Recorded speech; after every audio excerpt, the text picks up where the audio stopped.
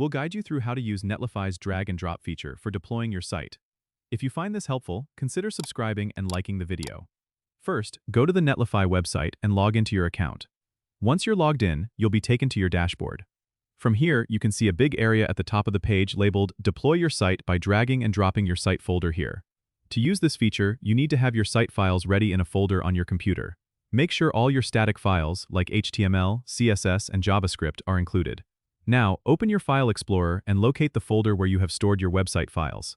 Click and drag this folder directly into the designated area on the Netlify dashboard. You'll see a progress bar as Netlify processes your files. After a few moments, you should see a confirmation message that your site is deployed. Netlify will automatically assign your site a random name, but you can change this. To do so, click on the Site Settings in the top menu. Then go to the Change Site Name section. Enter a new name and save your changes.